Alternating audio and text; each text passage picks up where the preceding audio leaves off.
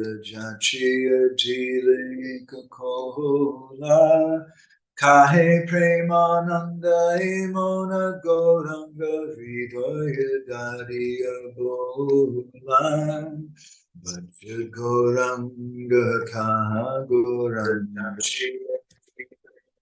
Vaha Gorangira Namare Jai Jana Goranga Bhaje Se Hoya Mara Pranare Hare Krishna Hare Krishna Krishna Krishna Hare Hare Hare Rama Hare Rama Rama Rama Hare Hare Yeshayva Padambu Jabhakti Labhya Prema-bhakti-candrika Paramahumsam Tasmai Jaganmangalamangalaaya Chaitanya Chandraya Namo Namaste Chaitanya Chandraya Namo Namaste Chaitanya Chandraya Namo Namaste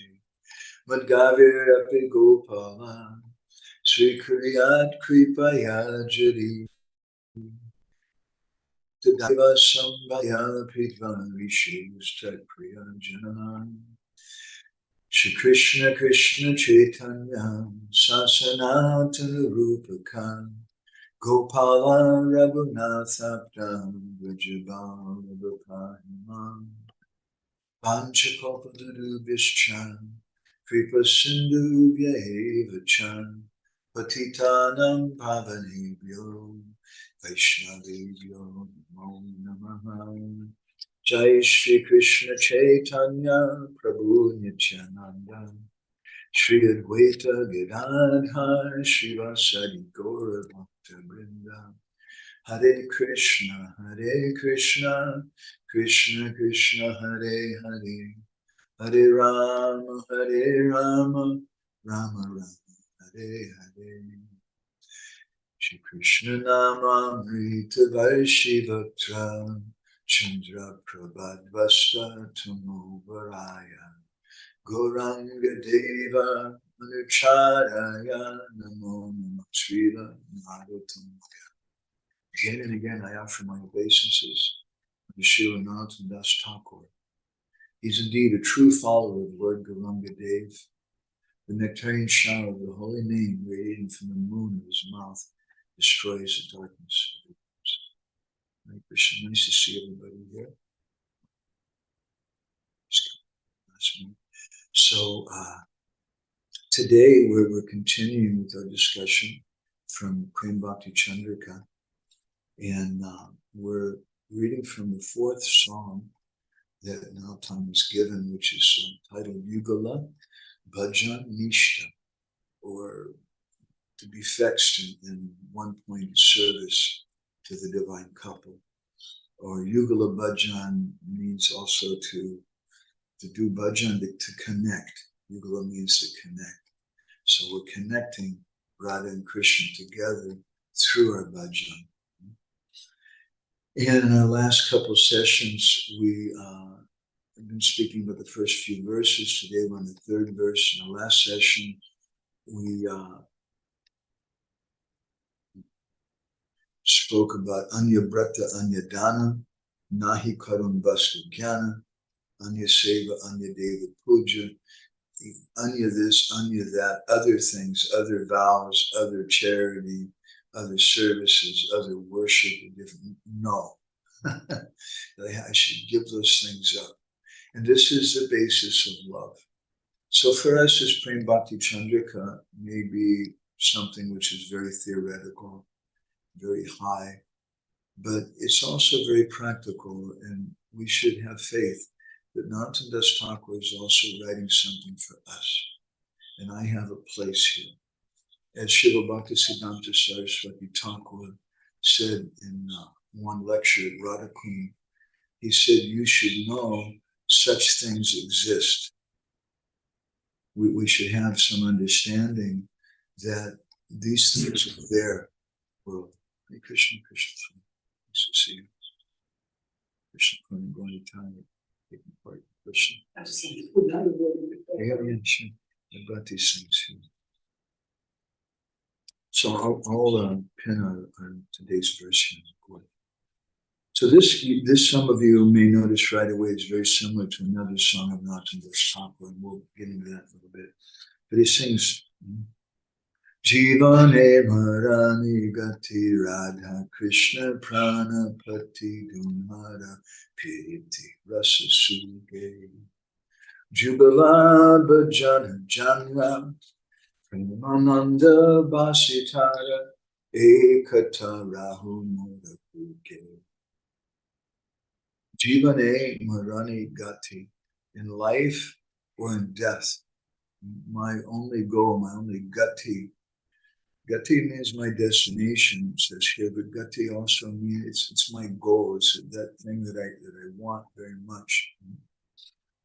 We sometimes use the word prayojan. Prayojan, sometimes we take this to mean the destination, and it means that in some ways for us. But literally, prayojan, to this day in Bengali and Odia language, it's a common word. It means a necessity. It means that thing I must have. So there's a sense here, Jivane Marani Gati. This I have to have this, whether I live or I die.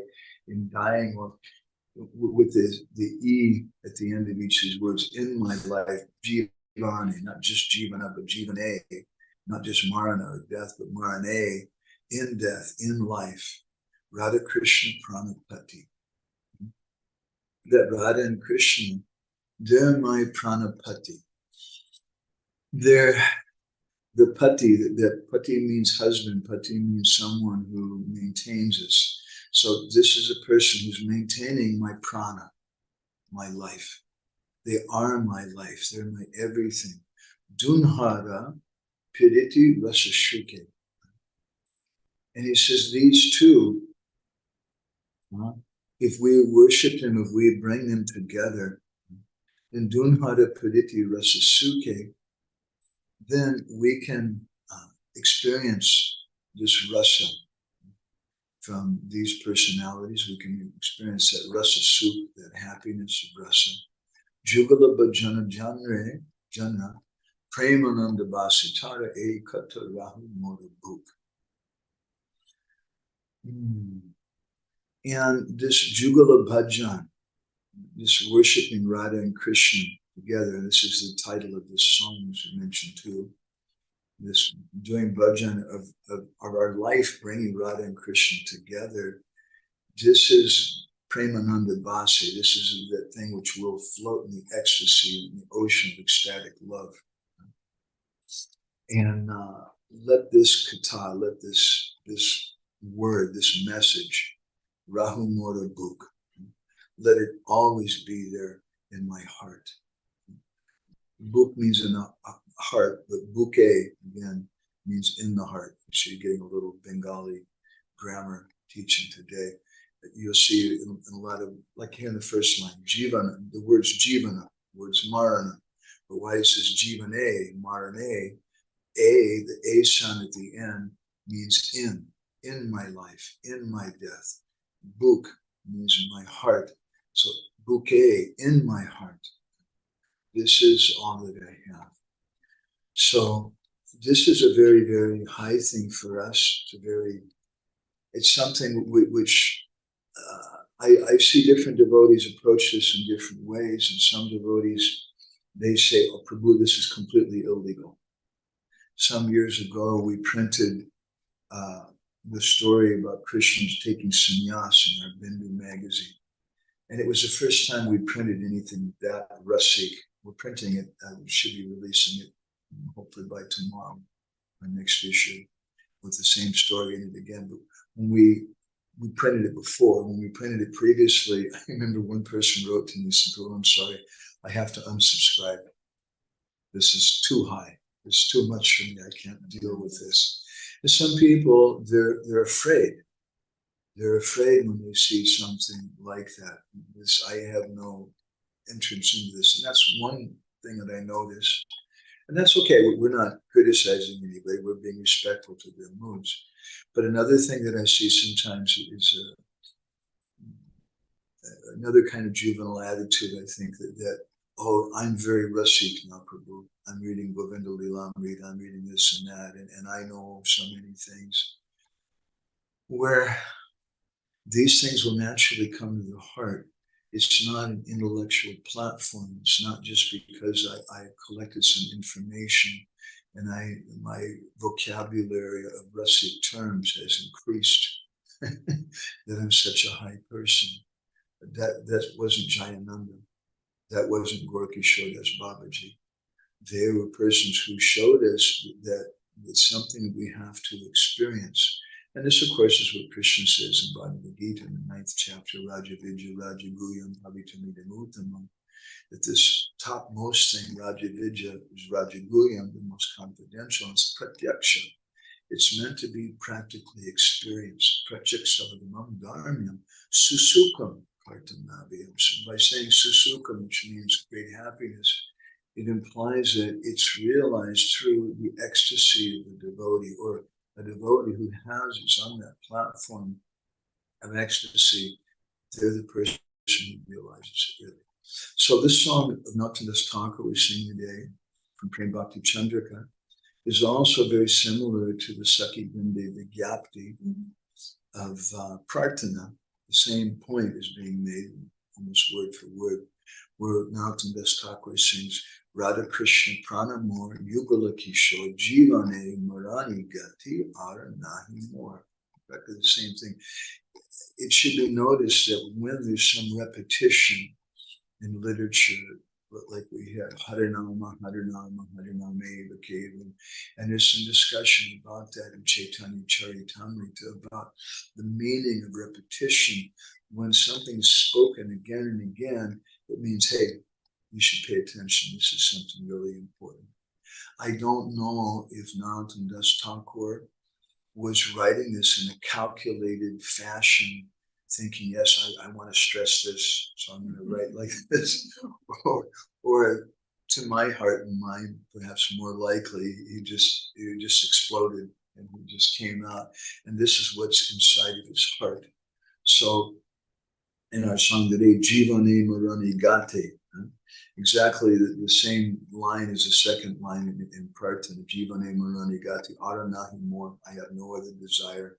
Radha Krishna Pranapati, he says in Prema-bhakti-candrika, and in Prarthana, he says Radha Krishna Pranamor. Prana, again, the word Pranamor or Pranapati. He's my prana, this Jugal Kishore. And in Prema-bhakti-candrika, they sing Jugala Bhajana Jana. Whereas in Prarthana, he says, Jugala Kishore Bhajan. So this is my life and my death. It's my everything. We should question, what does this mean in my life and my death? This is the only thing that I have. In the Chaitanya Charitamrita, in Radha Lila, chapter 8 is one of the most important discussions in our Gaudiya literature. Everything is packed into that chapter and that conversation between Sri Chaitanya Mahaprabhu and Ramananda Roy. This is very, very important. Therefore, Srila Prabhupada, before he came to the West, he wrote a book which was later discovered by his disciple Sringa Maharaj in Radha Damodar Temple. Oh, thank you, Lila Purushottam. It's actually on.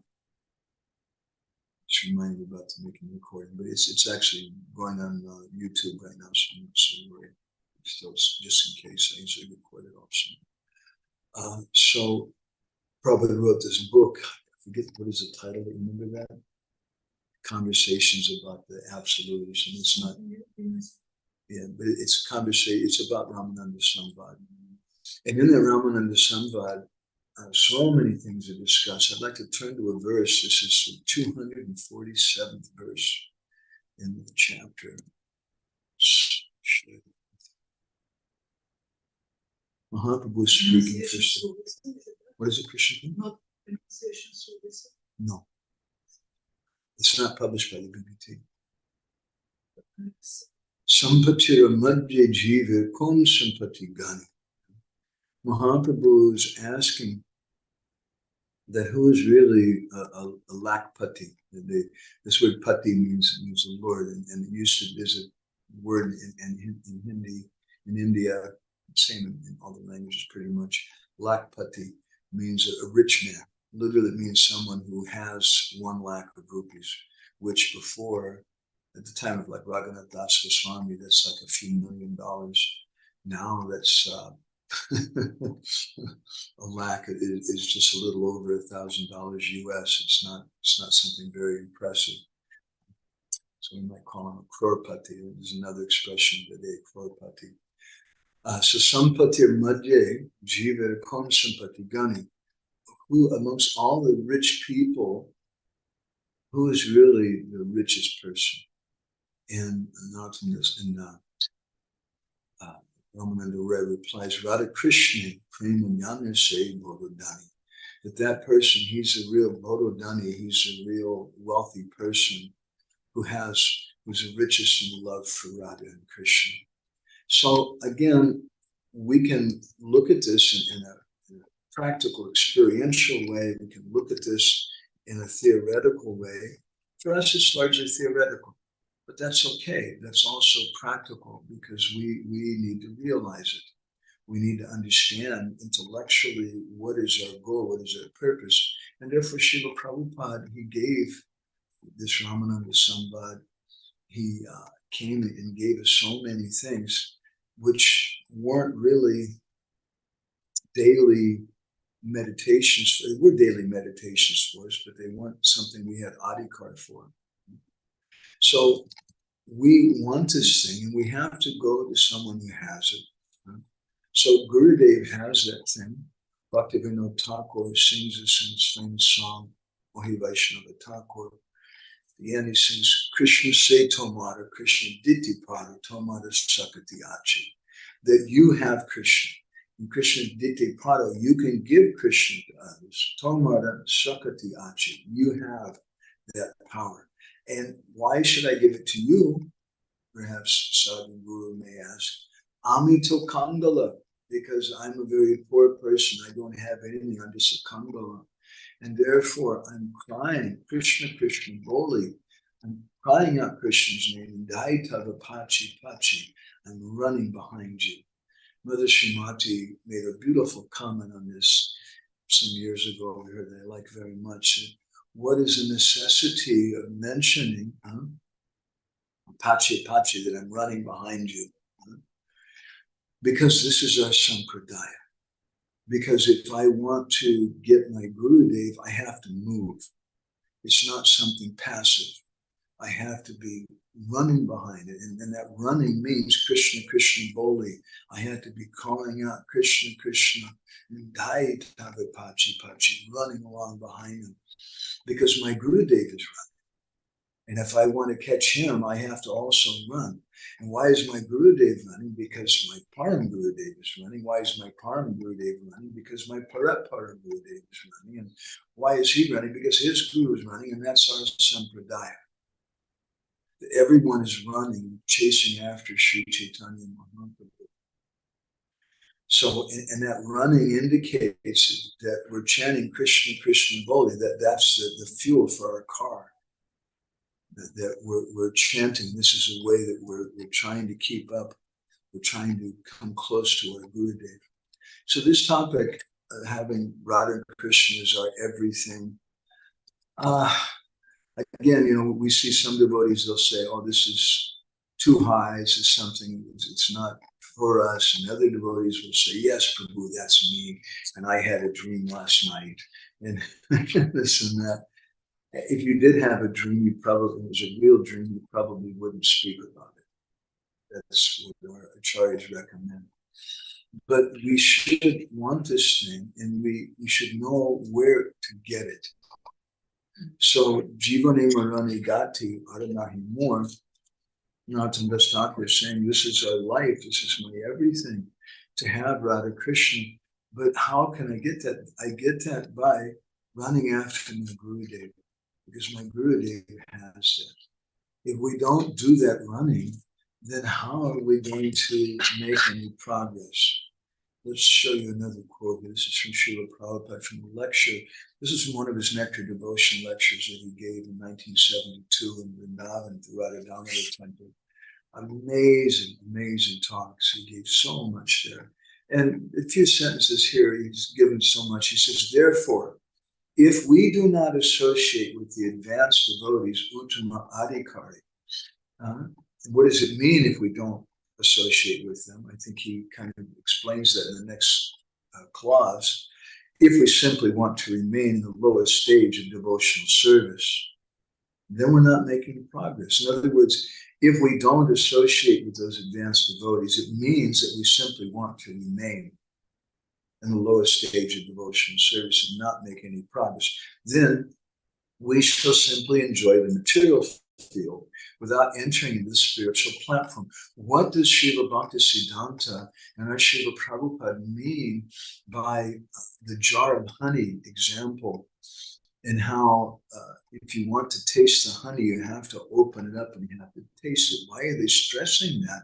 Because they're coming from a Vaishnava community of people who they want honey.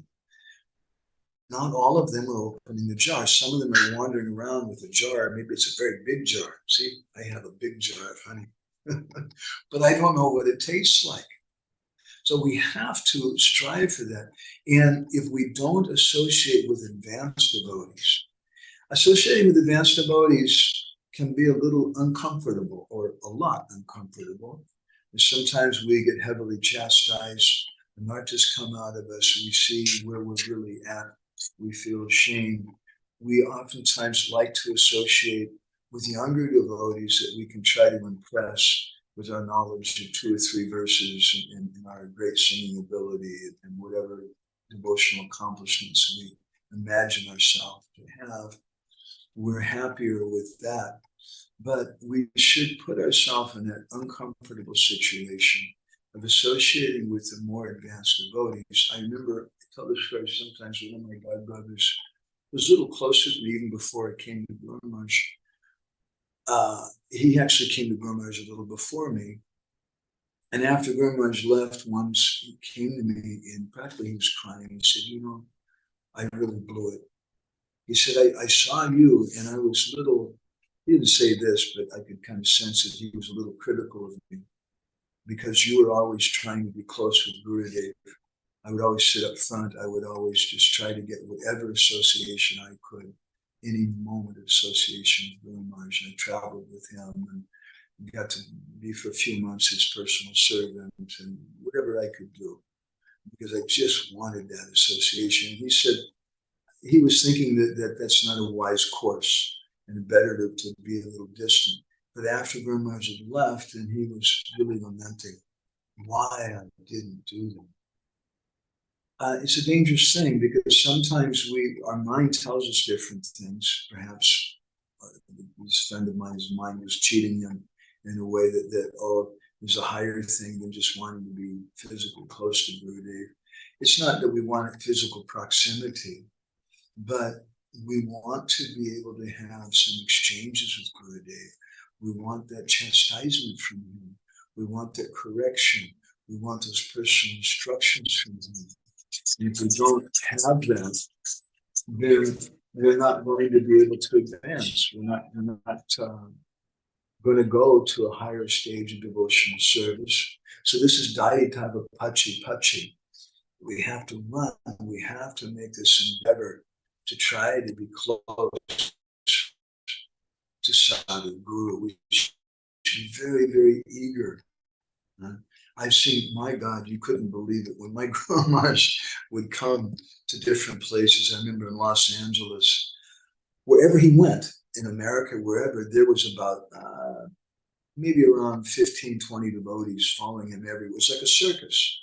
He would walk down the street to give class in the morning, just a few houses away from, there's a guest house where he was staying. And as he's walking down the street, he's surrounded by a group of devotees, some of them walking backwards in front of him, videotaping him, and another 2 or 3 or 4 with microphones. It looked like, one of these movie stars or something being followed by those people, I forget what you call them, who want to take the pictures all the time. It looked like something like that. And it put off some devotees, I can understand. But the devotees are so very, very eager to this.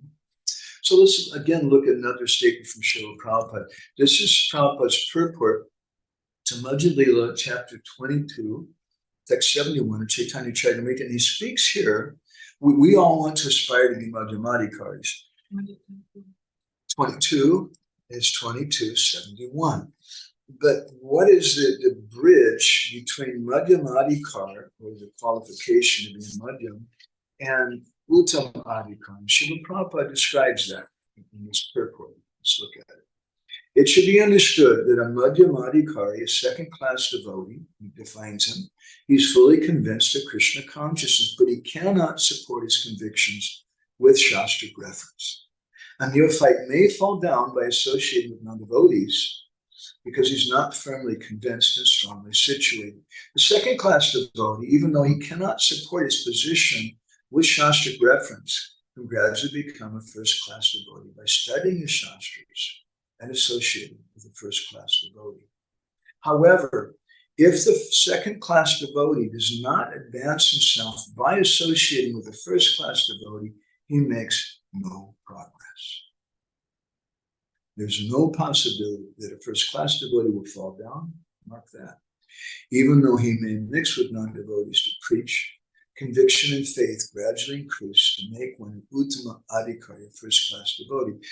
Now, let's comment about a little thing here, which is a little subtle and a little difficult to understand, the word Adhikari.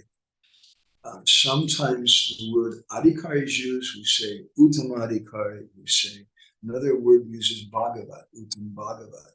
And there's a subtle but very important difference between those two. Adhikar means someone who has some qualification for something. It doesn't necessarily mean someone who has that. A Madhyam Bhagavat or an Uttam Bhagavat is someone who's on that platform. So this Adhikar, or this qualification, comes with these two things here, studying Shastra and associating with a first-class devotee. And Prabhupada is very clear. Again, he says the same thing that he said in the Nectar Devotion lecture. If the Madhyam doesn't associate with a first-class devotee, he makes no progress.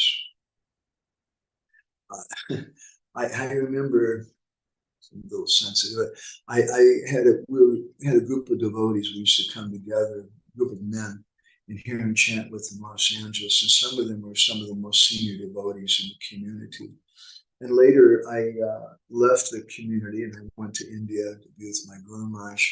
And after a year or two, I came back with my Guru Maharaj, and I was invited by my old friends to attend one of their meetings. And they were asking me, so what do you feel and everything? And I immediately started speaking so excitedly. Wow, Sadhu Sangha is so important, this and that. And one of those very senior devotees looked a little hurt. And he said, well, I thought we were all sadhus. And that always sticks in my mind, how he said that. And of course, they are sadhus.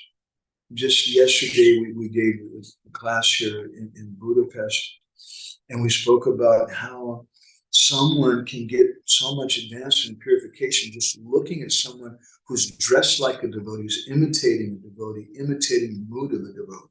What to speak of a real devotee. So that person, in one sense, is a sadhu. A sadhu is someone who dresses in a certain way. Sadhu is someone who's given everything up for spiritual life. There may be Mayavadi sadhus, there may be Vaishnava sadhus. They're sadhus. But in another sense, sadhu means, as my Guru Maharaj would say, sadhu means someone who has Krishna prema. So what I walk away with from this purport in this lecture at Srila Prabhupada in 1972 in Vrindavan is the Prabhupada seeing that in our society there's a tendency sometimes for complacency. And I see this in my own heart, that everything is okay. I get in kind of cruise control. have my sadhana down. I do these things every day. I'm going out and doing this service, and that's okay. I don't want to push myself more. We're looking for a comfortable space. But what I see in this lecture, in this purport from Prabhupada, is pushing us, don't be complacent. Don't be comfortable. Put yourself in a situation associating with a more advanced devotee. And what does that mean? Krishna, Krishna, Boli, Daitava, Pachi, Pachi. It means that chanting Hare Krishna and running after that devotee. That's how we associate, by chanting. And if we don't do that, we make no progress. Jayadvaita Maharaj famously once commented, and he's a very, very senior devotee, one of the most senior devotees today in our society. Maybe there's 5 or 6 other devotees who joined around the time of him or before him, and present today. I don't know. Well, Gargamuni, I think, joined before him. Very, very few devotees joined before him today.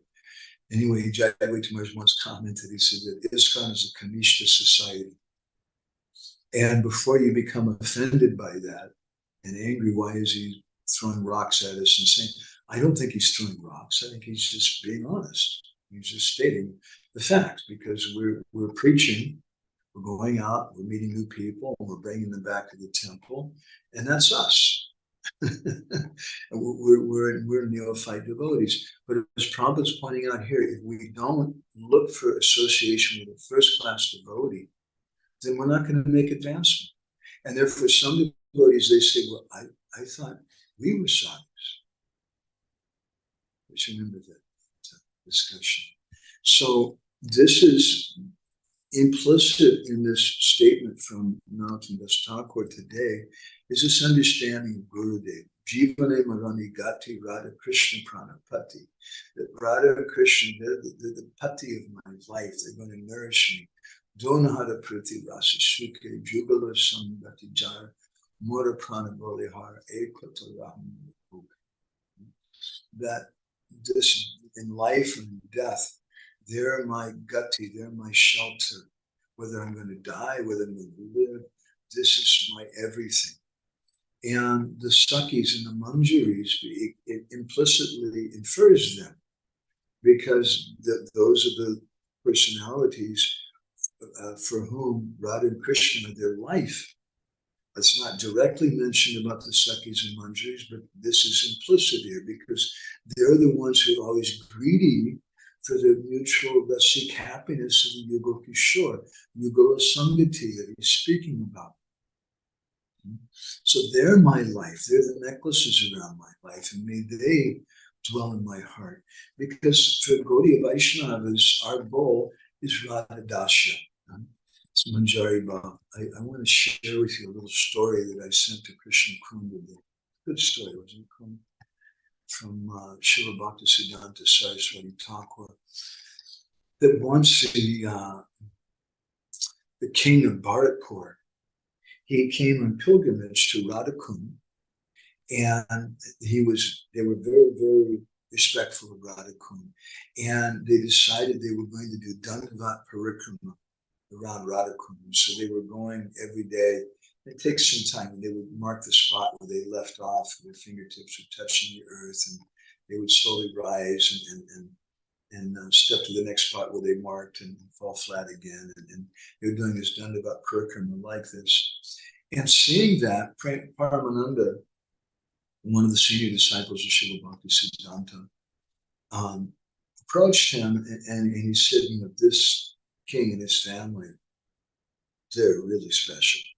Wouldn't we say that? I mean, they're there at Radhakund, they're doing Dandavat Parikrama around Radhakund. That's really such an amazing thing.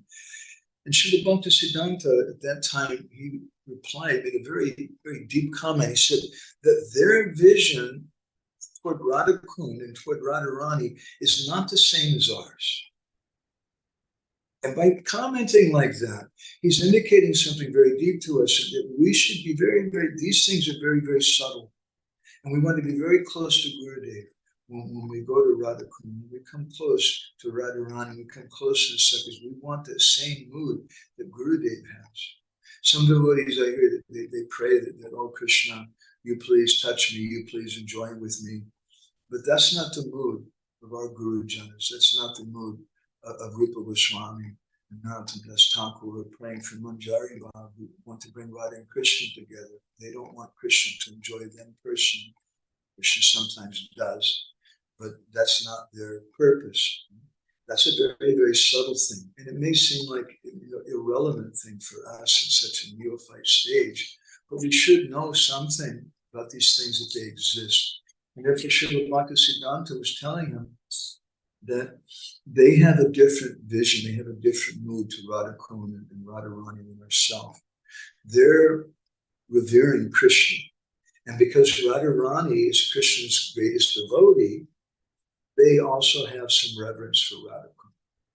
But our vision is just the opposite. In one place, Srila Bhaktisiddhanta said, the only reason we worship Krishna is because Radharani loves him, something to that effect. Our vision is the opposite. Our concern is with Radharani. And it's only because she wants Krishna that we have any connection with him. This is why we chant Krishna Nam. You may say, well, if our connection is with Radharani, then why didn't we chant Radhe Radhe? This is a very subtle thing. We were speaking about this in the last session on the Mahaprabhu's Bhajan and the Gambhira. And what is the difference? What is a very subtle difference? We chant Krishna Nam because our purpose is to please Radharani. Because our bhajan is like this Gambhira bhajan pranali. We're doing bhajan not for my pleasure, not because this is the name that I like so much, but we're doing bhajan for the pleasure of someone else, for the pleasure of Sri Chaitanya Mahaprabhu, who's in the mood of Radha, for doing it for the pleasure of Radha. And Radharani doesn't get pleasure hearing her name, she gets pleasure hearing the name Krishna.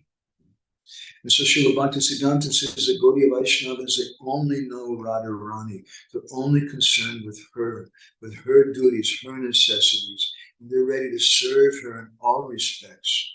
And they can't contemplate any service without her. That's the highest achievement of Gaudiya Vaishnavas. And then he quotes Raghunath Das Goswami's Vilap Kusumanjali. Asabarai Amrita Sindhu Mayar Katanchit Kalo Mayatagyamatan Kila Sampatamhi Samchet Kripamai Vidasyasi Naivakim Me Pranai Braje Nacha Varoru Vakina P. So I'm reading this very small text in my eyes. So Srila Bhaktisiddhanta comments on this. He says this verse is a direct prayer to Radharani.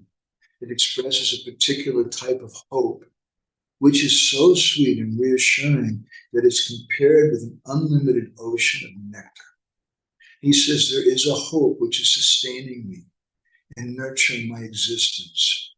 With that hope, I'm somehow passing my days, dragging my life through these tedious times. That nectarian ocean of hope is attracting me and keeping me alive.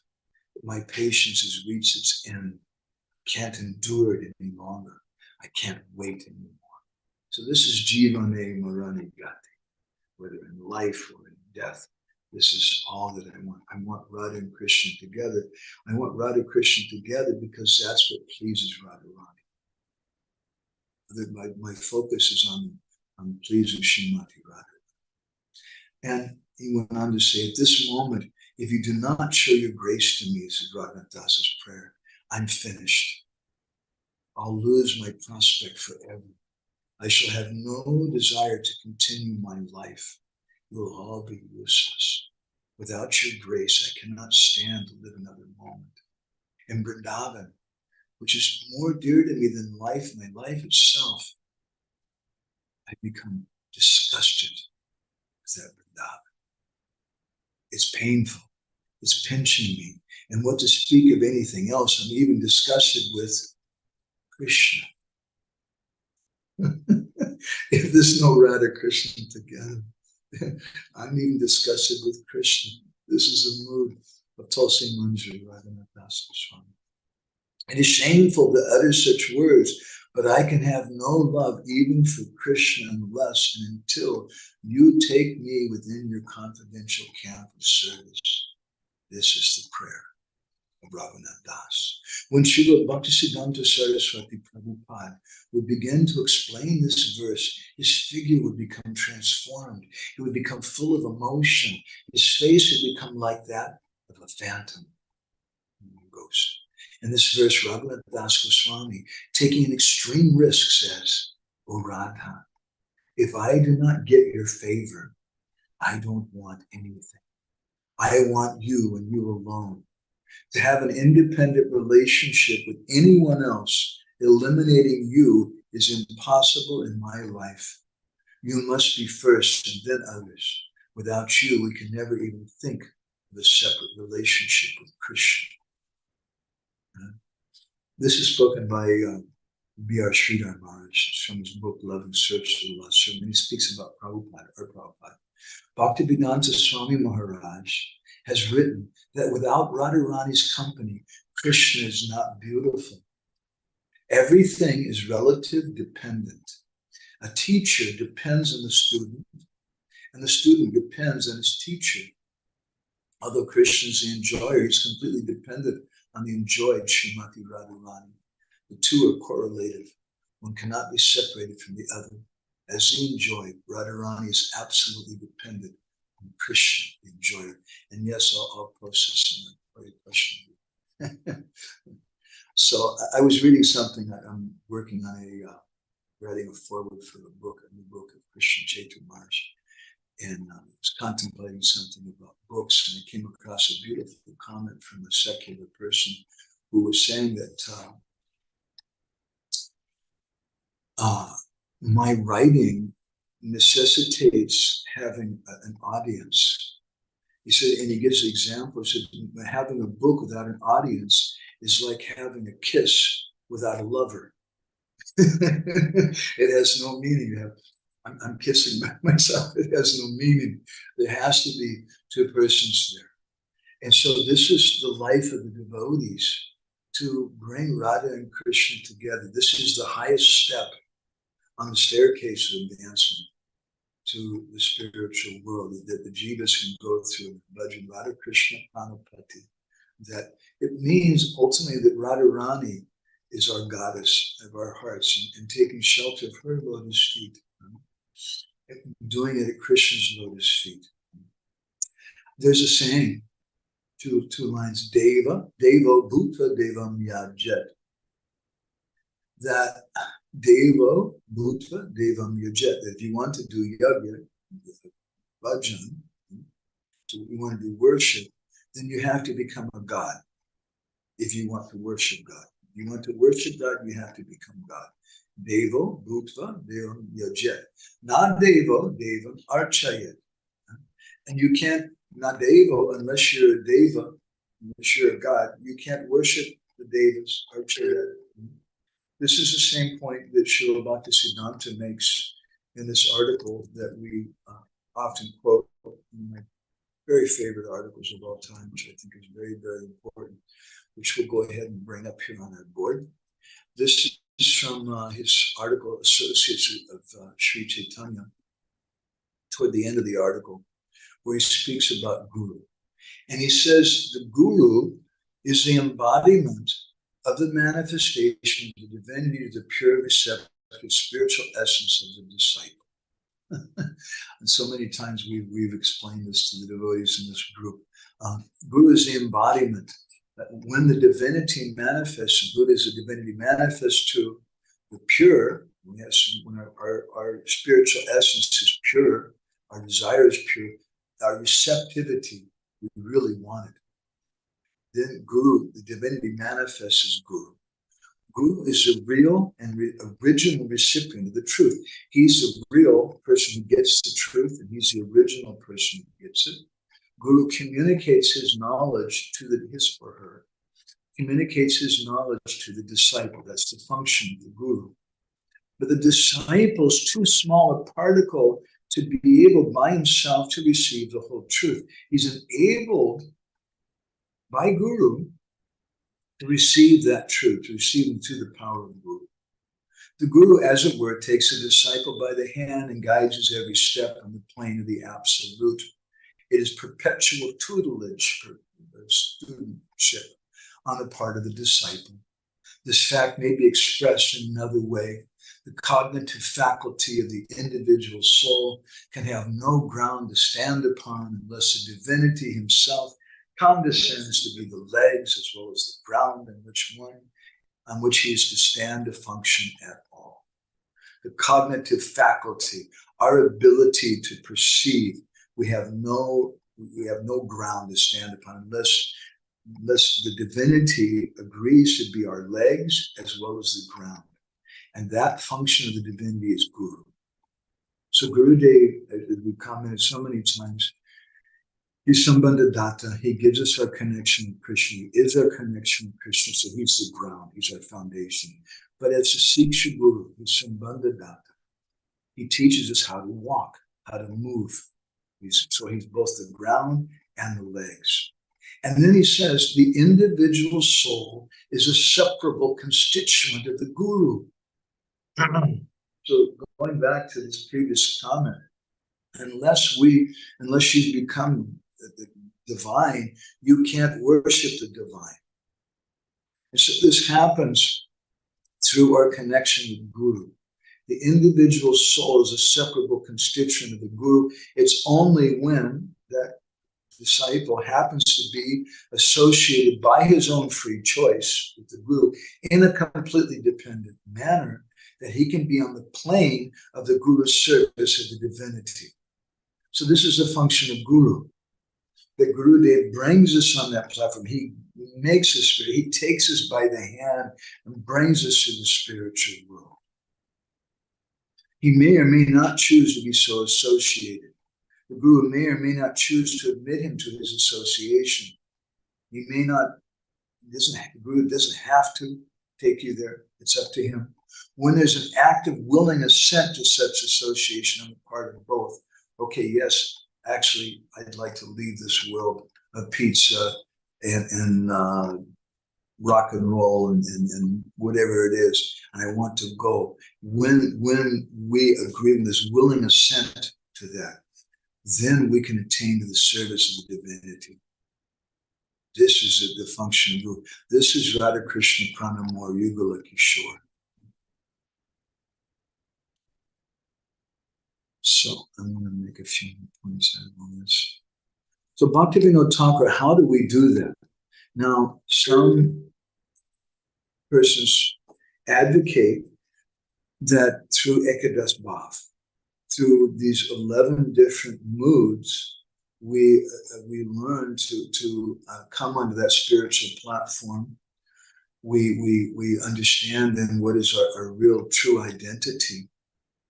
And it's interesting to me, historically, that Srila Bhaktivinoda Thakur, he had Siddha Pranali from his guru. But I'd like to journey with you a little bit through some of Bhaktivinoda's writings, just in a quick way, to see what Bhaktivinoda says about this.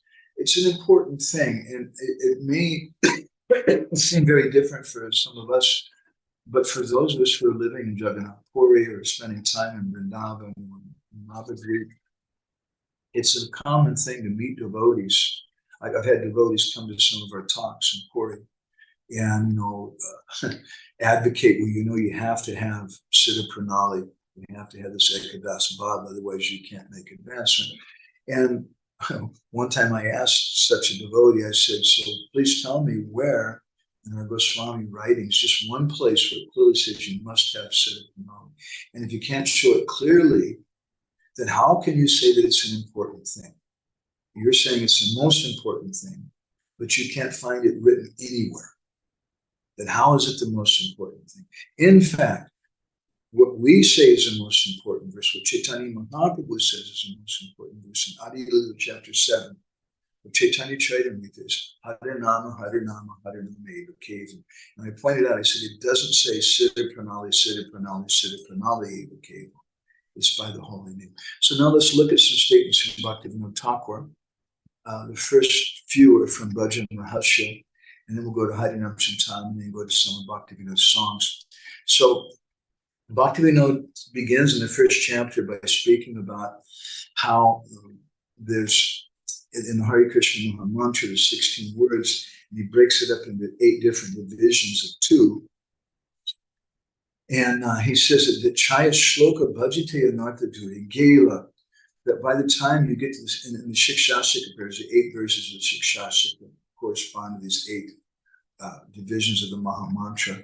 By the time you get into the 6th verse of the Shikshastika prayers, which Bhaktivinoda describes as relating to the platform above, one's contaminations of Nartha Duri Gela, they've mostly disappeared. Then we have the right to worship in our Siddhadeha. In the next verse, he says, Adhikara nalabhiya Siddhadeha bhave. But if someone starts trying to meditate in the Siddha Bhav, the Siddhadeha, without that Adhikara, then Viparya Buddhi Janma Shakti Abhave, then their intelligence becomes bewildered. Viparya means they get some opposite result. And their intelligence becomes confused and their bhajan is spoiled. This is from the 1st chapter of Bhajan Mahasya. Then in the 2nd chapter of Bhajan Mahasya, he says, Shadakori Nama Bhaji Sadhu Kripapan Itare Viraga Nitya Swarupa Bhujya. That someone who is worshiping, is chanting the holy name, and they have faith in the holy name, because of that service to the holy name, that bhajan of the holy name, sadhu kripapan, they've gotten the mercy of the sadhu. And then the result of that is itare viraga. They become detached from external things. They develop vairagya. Nityasura bhujya. They come to understand what is their eternal swarup. And iha ke boli bhakti yoga anuttama. This is bhakti yoga anuttama. This is the highest, the last limit of bhakti yoga for us. Bhakti yoga sarva siddhi jari dhari pram. That we can get all perfections if we follow this in its proper sequence. Harinam Chintamani, Bhaktivinoda says, Ataeva nama mata vaishnaveda dharma nami prasvatito hoy rupa guna karma. That the holy name is Ataeva nama mata, that's the only dharma that Vaishnavas accept. We're not interested in Siddha Pranali or this thing. From that holy name, nami prasvatito hoy rupa guna karma, will come the form, qualities, and activities of ourself, and we'll also realize Krishna in that way. Again, in Saranagati, in Srinam Mahatmya, which is a song which he also quotes in Jaiva Dharma, chapter 25, he gives a beautiful description of the holy name. Premera kalika nam adbhutara siradam ena bolo koraye prakash Ishad vikasi puna tekaya nijupa guna chittahari loya Krishna panas. That this holy name, Premera kalika nam adbhutara siradam, it's the abode of all astonishing rasa. It's like the bud of the flower of divine love. Hena bolo koraye prakash. And it's going to reveal, it has so much power in the holy name. Isha Vikasa Puna, when that holy name begins to blossom a little further, it reveals his own divine form and qualities.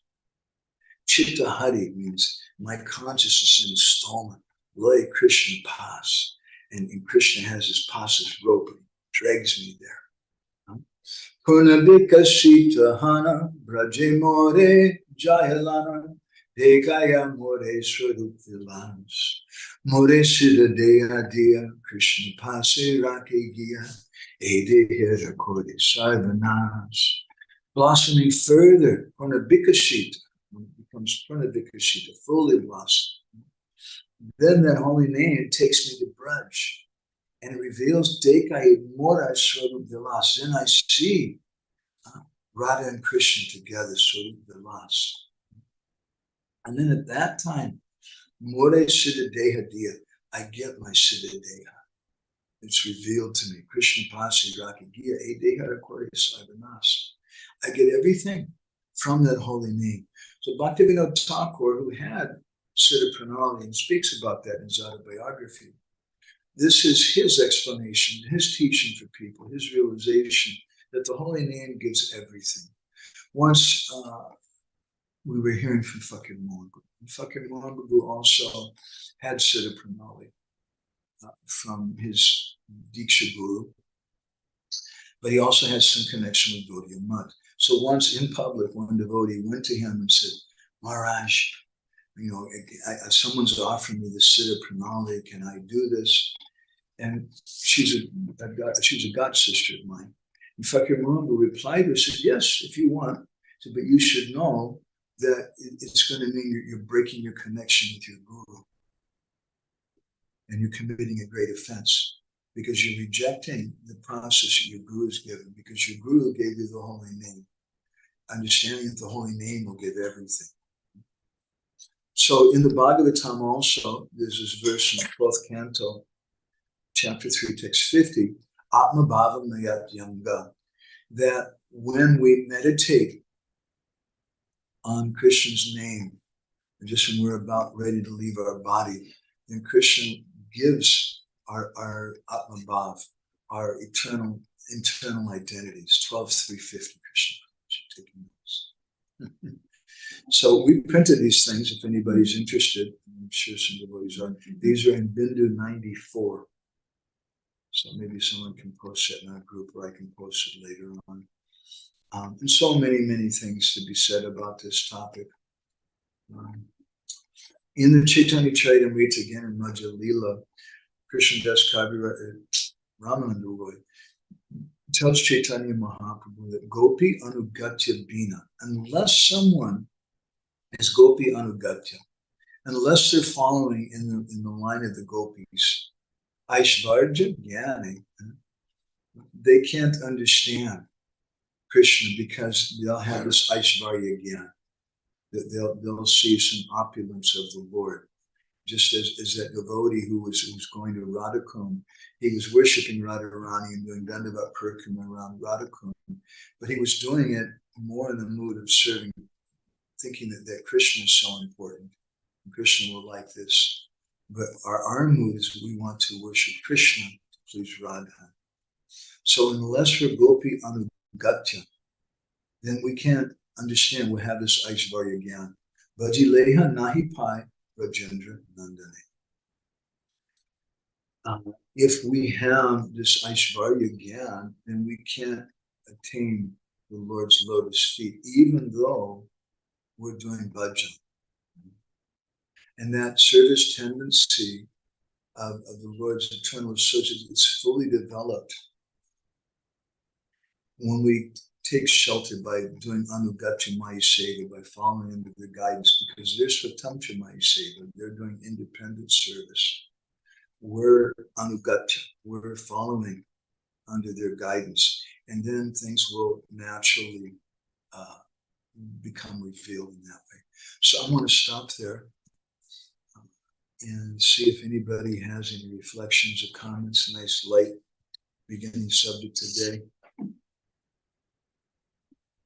Okay, looks like we lost Chaitanya Prabhu and Jai Gora, I think, is on the train or something. Krishna.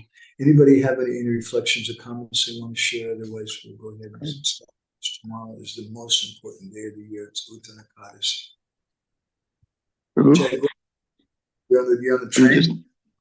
I'm just about to leave the building. I was typing a question out, but I can just ask it in person. Can you hear me? Yeah. Okay.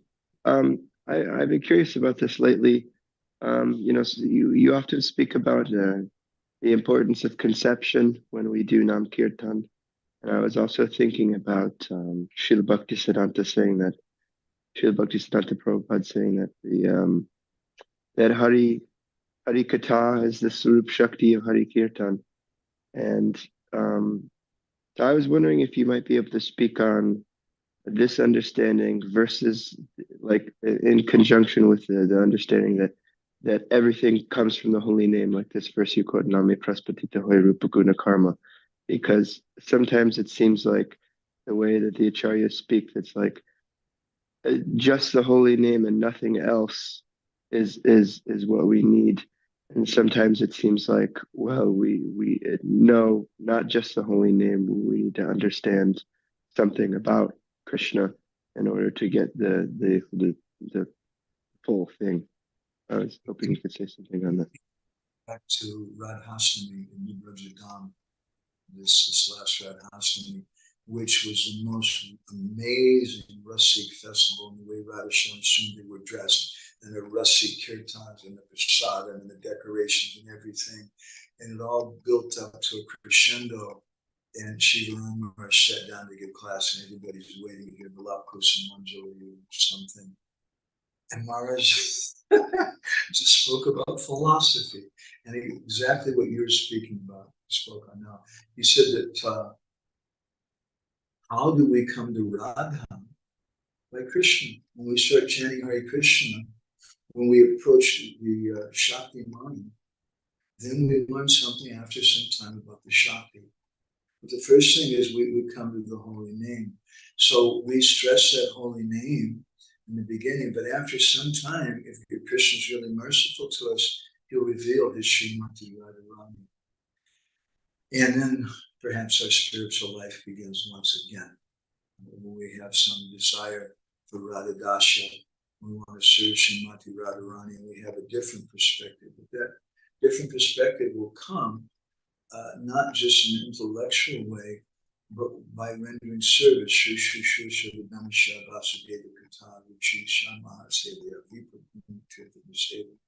When we render service to Gurudev, then that thing will naturally come to the heart. It's not just an intellectual consideration. Some intellectual consideration should be there that's helpful. If you want to make a lot of money, then you're going to have to be able to choose a proper occupation. And you're going to want to be able to figure out what school, what place I can go to, which is going to be the best place to teach me how to do that occupation. So you have to have some information about that occupation, otherwise you wouldn't do that. So we have to have some understanding about Guru. We have to have some understanding of what is Prema-bhakti-candrika, the ultimate goal that we want to go for. Otherwise, there's no question of going anywhere. So that begins by chanting the holy name. And if we chant that holy name as a service to Gurudev, then something amazing happens. And again, it's not just on the intellectual platform, but that holy name, the conception, as you were repeating me, that conception of the holy name which we've gotten from Gurudev, when we chant that, then that conception becomes unpacked into a realization. Name prasvatita hari rupa gomukarna. And we see the form and the qualities and the pastimes of Krishna becoming, that's all packed into that holy name. And on the intellectual platform, it's important. We should understand what is our goal and wanting to go for that. But we should not misunderstand and think that because I'm well versed, I've memorized so many verses, or so that I've read a few books, that means I'm a higher Vaishnava. It's something which has to come to the heart by the mercy of the Guru. So I hope that answers your question, Jaguar. I think maybe he's. This is really beautiful, Prabhu. If I can just repeat so that I can know that I understood correctly. It seems like what you're saying is that that when we have a desire to understand something about Krishna on a higher level, we should know that that's the fruit of the chanting that we've gotten from Guru, right? Yes. Because in the beginning, you're going out right now, for those of you who don't know, why in the world Jaguar is walking, there's all these skyscrapers around his head. And he's walking to this Harinam program today. So you're going to go out and chant the holy names, but you're not, I very highly doubt that you're going to sit down and start talking to people about Radharani. You might, out of thousands of people who come to talk to you, there might be one or two who knows something about Radharani that you can say something to. It happens sometimes even on the street. And we're not shy to speak about it if they have some conception. But mostly they don't have a conception, but we want to give them that. And this is our whole conception, but it's something close to our heart. And it's something which is packed in with this mantra that if they chant this Maha Mantra, Radharani is going to reveal herself. Okay? I'm getting dizzy watching above your head. That's okay, keep it on. Okay. Is that helpful? Yes, Prabhu, that's very beautiful. Thank you very much. I really appreciate it. Thank you. I'm so happy. I'm really, really so happy that you're there chanting with the devotees. And I think about you every day. I didn't reply to your last letter to me, but I read it and I thought a lot about it. It's just been really, really intense the last week, and I got a few more heavy deadlines in front of me too. Okay, thank you. I understand, Prabhu. Thank you very much. Anybody else with any reflections or anything you want to share? You have just Krishna, question. Okay, question. Maybe just processing what you just said. That you said that it's not by reading such books on these topics or memorizing shlokas from these books of prayers from these books, but by the mercy of our Gurudev that we can let some kind of higher understanding come to our heart. In the beginning, we just approach Krishna as the absolute truth, Supreme Personality of Godhead, and he might reveal to us Srimati Radharani by the mercy of our Gurudev, if I understood correctly.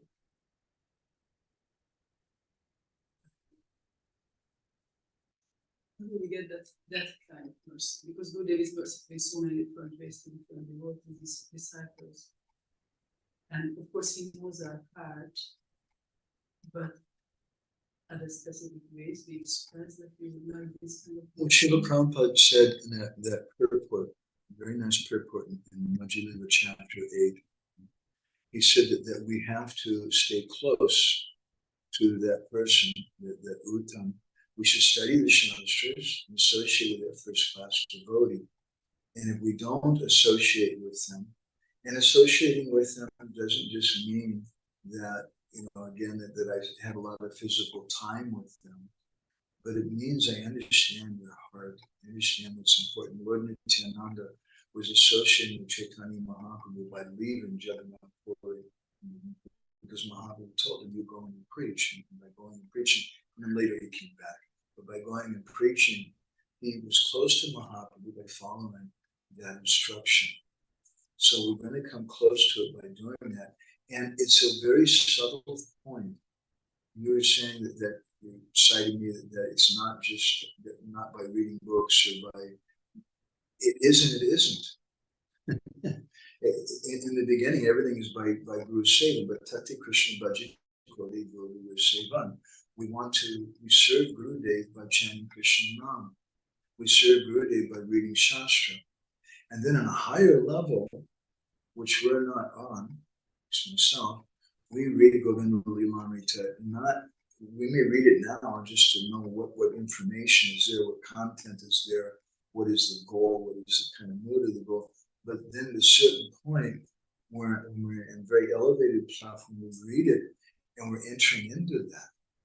And that's Astakaliya Smana, remembrance of the divine couple in the eight full times a day. And that's what we're not qualified for. That's what we shouldn't imitate. But if we think about it, it's a confusing question comes. I had this talk with the Hoksha the other day, that because he was stressing that nobody, we have no adhikar for Radha Krishnas. And I said, yes, but it's a paradoxical kind of thing, because if you read everything Prabhupada spoke and Prabhupada gave, it's always about Radha Krishna. Sri Radha Govinda Prema Sadayena Basi. It was that Tulsi prayer in 1968 in Montreal when he was speaking with Malati. And she was a brand new person, didn't practically know anything. She was confused. And she said, Prabhupada, I don't understand. Why do we worship Krishna and Vishnu and why? And Prabhupada started speaking to her about why we should worship Krishna over Vishnu. And that seems paradoxical, because at the same time, Prabhupada said that we worship Radha Krishna, the deities of Radha Krishna, and Lakshmi Narayan is accepted in worship. So Prabhupada said that, but Prabhupada never talked to us about Lakshmi Narayan. He never spoke the pastimes of Lakshmi Narayan. He didn't write books about Lakshmi Narayan. He gave us Krishna book. And he gave us Sri Radha Govinda Premi Sadadina Basi. That we should drown ourselves in the mood of Radha Krishna. Radha Krishna is everything for us. So that in the beginning stage for us, it is we have some conception of our goal. Now, where I want to, what school I want to enter into, what kind of degree I need to get to attain the wealth that I want to get in my life. I want to get this wealth of Radha Krishna. So what school do I need to go to? What kind of degree do I need to get where I can make that kind of money? Where can I get that kind of job? What is a particular field that I have to enter into, subject where I can get that? That is an intellectual thing. But then when we go beyond that intellectual platform, the platform above, we're doing the same thing then. We're also reading books and memorizing shlokas, but now it's in a completely different level. So it's very difficult when we speak about what is Raganuga Bhakti and what is Vaidhi Bhakti, because it looks the same. The difference is that in Vaidhi Bhakti, simply we don't have bhav. We don't have realization yet. But we're doing, we may be doing, who knows, when someone's on the platform of Rag, they may be, who knows what they're doing or not doing, but we may be doing the same things. And in general, someone who does have Rag, they don't show that, they hide that. Is that okay, Krishna?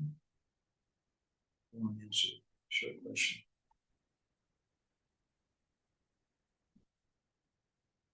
This is how we come to this thing. This is the system.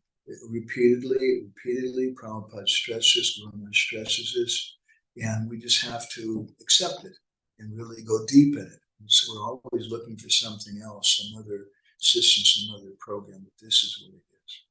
Okay, anybody else with any reflections or comments, or we'll shut in? Look at Pavan is here also. Go to type, we have something? Yeah, I have some. Speak loud. You spoke about the holy name, which is everything is coming, everything from the holy name. You louder, please. We didn't even hear properly. Krishna Kundma, we don't hear Gornitai Prabhu properly. Haribol. Krishna Gornitai Prabhu. My pronouns. So you speak the holy name and coming everything from the holy name. And when we break down the Hare Krishna mantra, we speak about the different meaning of Hare Krishna, Hare Rama. And I have a confusion, because if you speak the holy name, that means there are 16 words together. But if I try to focus on the meanings, that breaks down in my consciousness. So I cannot really put together that holy name is Radha Krishna when they meet. I don't know. So that's I become confused when I try to use the meanings of the names when I chant 16 rounds. Right. Can you help me? Yeah. It's just like if you're in love with a girl, and the boy is very attracted to what she looks like. Well, what feature? You can look at her lips, you can look at her nose, you can look at her ears, you can look at her stomach, you can look at her knees, you can look at her feet. She has so many different bodily parts, but they're all her. And so in the same way, in the Hare Krishna mantra, we can also break it into little different aspects of it, but altogether that's the Maha Mantra. And if we want to appreciate another person, we may think about their beautiful hands, we may think about their beautiful ears or their nose or this or that, and then that's just all part of it. And sometimes we just think about one, particularly once one devotee came to Siddha Krishna Das Babaji of Govinda Kund, who's from Orissa, who's the first person to begin to write about Astakaliya Leela, Radha Krishna and Chaitanya Mahaprabhu. Bhutika, the book where he put the two together. Someone came to him and they were practicing, they were on the platform of Bhav, and they were practicing their Astakaliya Smarana, meditating on the Eightfold Pastimes of the Divine Couple. And he said, I failed. He was really disturbed. He said, I didn't do any meditation in the pastimes today. I was just meditating and I saw Radharani's toe. And I just became so absorbed in looking at Radharani's toe. And the whole day went by. And that's all that I saw was Radharani's toe. And I'm so unfortunate. Siddhi Krishnadas Babaji embraced him. No. You've gotten the perfection. So sometimes it might be like that. And we know if we're walking with that personality. Sometimes I would meditate in my Guru Maharaj's lotus feet, and we might meditate in his lotus mouth, or what he speaks, or his hands, or this or that. And we're with him, it's all him. So it's good to know different parts of him, and sometimes we might become more absorbed in just one name, or one, and that'll be our perfection. We hear that Haridas Thakur would chant 64 rounds, 33 lakhs a day. And Rupa Goswami, we don't hear how many names he would chant. Maybe he would chant not even one whole mantra. Maybe he would just chant one name, and then he would go into to Bob and see Radha Krishna's pastimes. That's perfection. And that's what we're aspiring for. Does that help? Okay. Yeah. Okay. Thank you. Jai Gaura's made some other comment. He's posted something from Jaiva Dharma. Bhavamai Vaidhi Bhakti, pointing toward Rag Bhakti, is a Vaidhi Bhakti Prabhupada has given. Yes. Goswami says, the rati that I am talking about arises only from Raganuga Bhakti. But this type of rati is very far away as long as Vaidhi Bhakti has not become Bhavamai. A sadhak who develops greed for those moods on seeing the Braj Gopis' ecstatic emotional performance of Krishna Seva gradually attains rati, arising from the 6 causes other than svabhav, and especially from Kriya Jana, especially from those continuing associates. That's a big one. Okay, anybody else in anything? Lila Purushottam, you have something. Come on, I know. Yeah, I'm always afraid I have too much. Yeah, I really like that. Every time it's a pleasure to see your smiling face also. It's the way to come over. I was really happy about that comment on Pache Pache, that it signifies that the devotee has to, the disciple has to move together with Guru. I remember one story with I don't know. Now I'm not sure if it's, but he stated it public, so probably it's it's presentable. There was the first Damodar Ashtaka of the Kartik months was always like Ainar Prabhu's shift, and we sat down with him, chanted Damodar Ashtaka, and then he always went for 3 more hours of kirtan, ending with the running around the temple like the parikrama in the wild kirtan without instruments, like without harmonium and anything.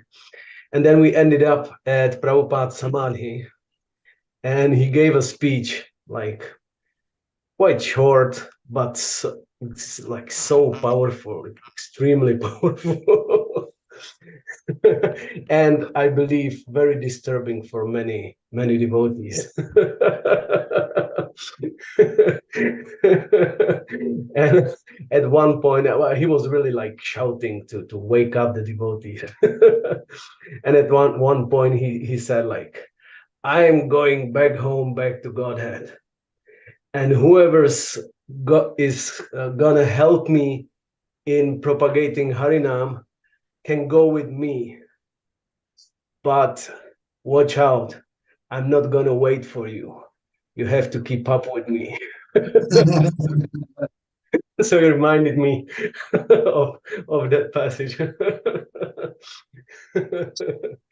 That was, yeah, it was just nice to hear that it's really something dynamic, that we have to be active in that relationship. And also in connection with that, as you mentioned, that the association with the advanced devotees may not always be comfortable. That's so much truth there. I always, when I'm about to host someone here or go to have association of some advanced Vaishnava, I'm always like, there is a split feelings in me, like great expectation of what I can get in their sangha, and what I can how I can benefit from that association. And on the other hand, there is always this like, I don't want to say fear, but real little, like, let's use the fear of like making the offenses or not satisfying, not serving that Vaishnava properly, and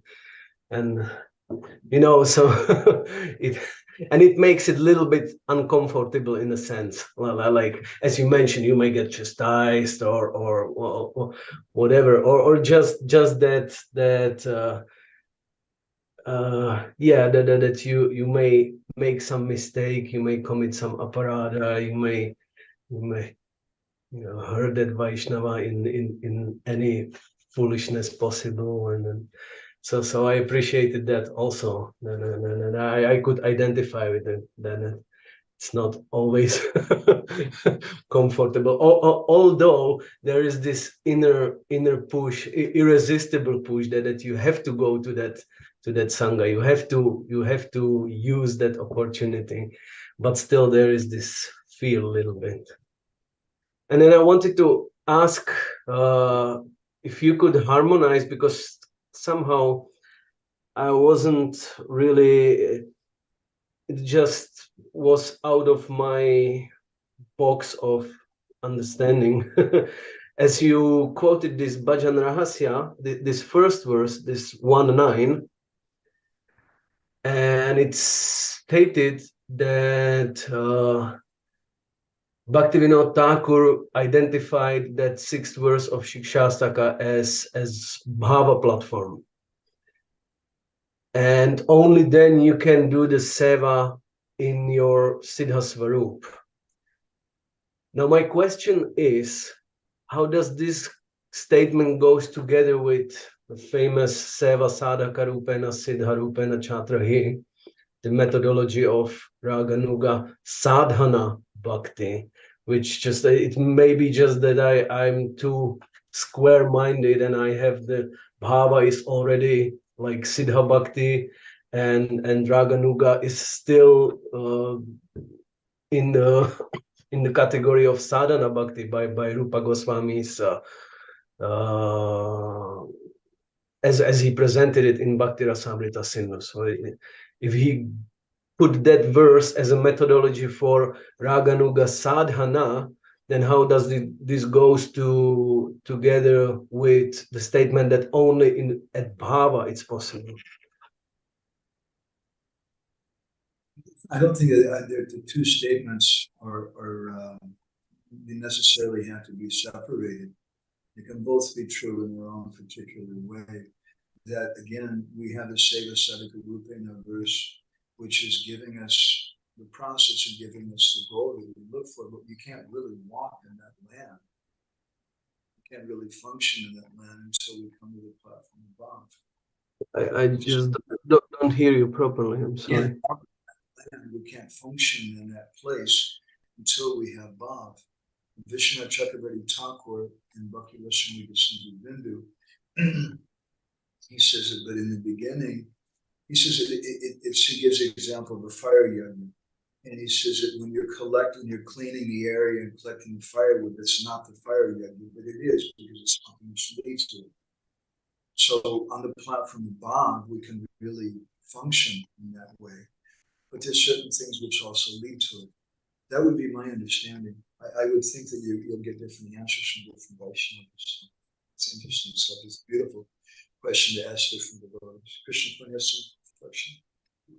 I don't even understand the question. I'm so sorry. Really don't. Like, I got the part about Raganuga being in the category of, because it's Sadhana and Bhava, Sadhana Bhakti and Bhava Bhakti, which is how Goswami presents it in Bhakti Rasamrita Sindhu. And then sadhana is divided into Vaidya and Raganuga. This part I got, so it's not in the Bhava realm. but I don't think I got the other part. I got the Shiksha chapter 6 in the Bible platform, okay? And I don't think I actually got the question. Well, what I can understand from Lila Purushottam, who will correct me, is that he was taking the Seva Sadhaka Rupi in the verse as something that we aspire for and that we do. And it doesn't seem to indicate that we have to be on the platform of Bhav. Yes? No? Maybe confusing that because I understand that verse as a Rupa Goswami's like methodology for Raganuga sadhana. Like that's his guideline how the Raganuga sadhana should be performed. So maybe that's why. Okay. And one more thing. It might be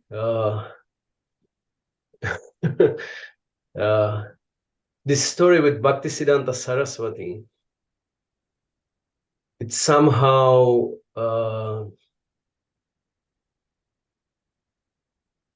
do we reconcile it with because it's so natural if we are really absorbed, which probably I'm anyway, if we would be absorbed in Radha Dasyam, then it would be absolutely natural to make such a statement.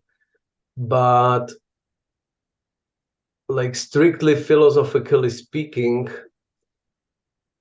we would have to still stick to the understanding that Vishaya Alamban is always Krishna, even for the Manjari Bhava, the object to be pleased, to be served is ultimately Krishna, and it must be so.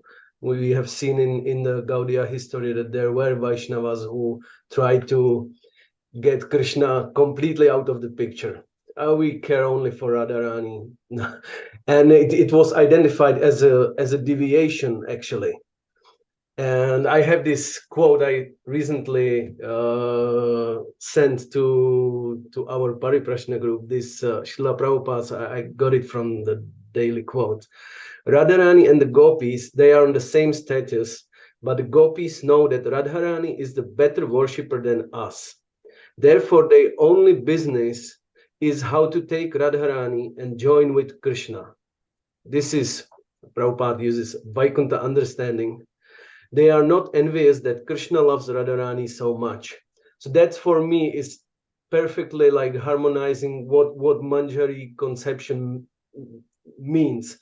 Like I'm not capable to satisfy Krishna, but Radharani is perfectly capable. Therefore, I dedicate my everything, my all energy, my all emotions, my every drop of my endeavor, I dedicate to her service so that she can please Krishna, because she's only capable to please Krishna, to serve Krishna.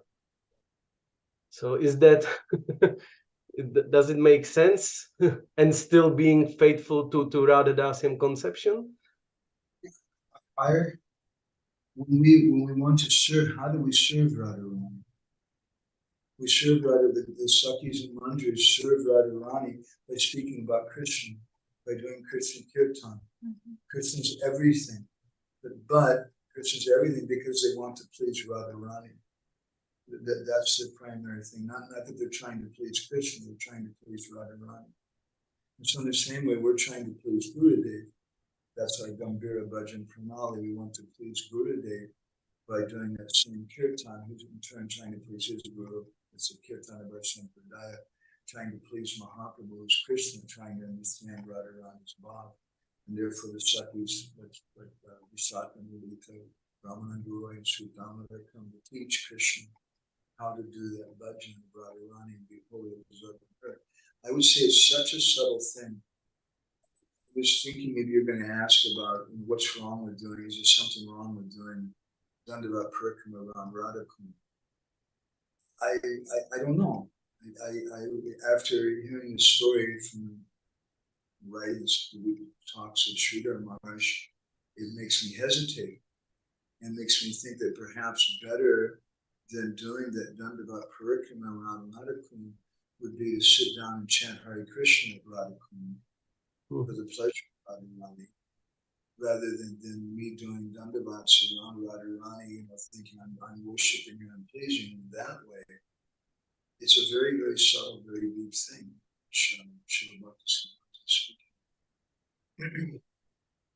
Yeah, but yeah.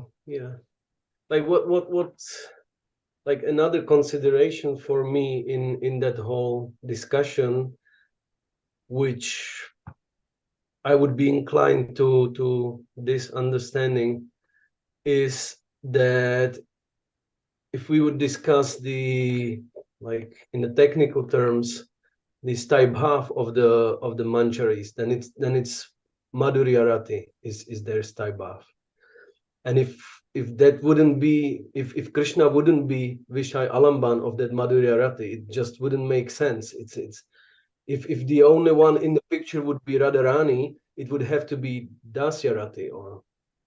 Krishna didn't say Alambana of the Gopis Bhajan because that's for Radharani, because that's what that's how they want to please Radha. You want to say something, Krishna?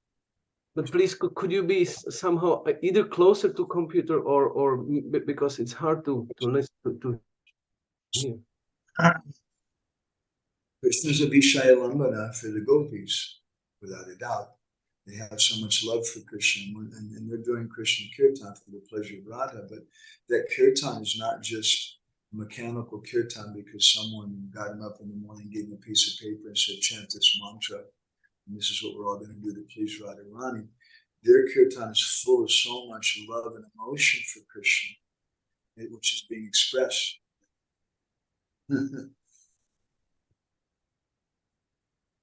Yeah.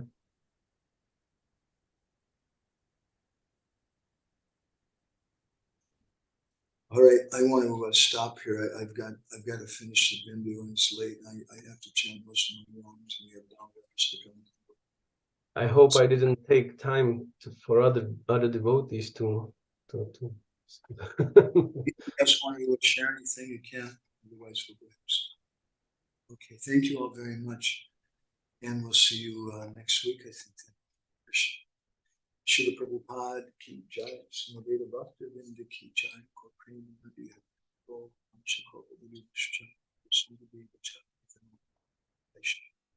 And thank you, Loka Pavani. I read your comments. I'll read it out loud. I was planning to make parikrama, and thank you for that point. Thank you for the whole lecture and discussion. And thank you to all the devotees for their contributions and cleaning something and listening. Hare Krishna. It's just cleaning your heart.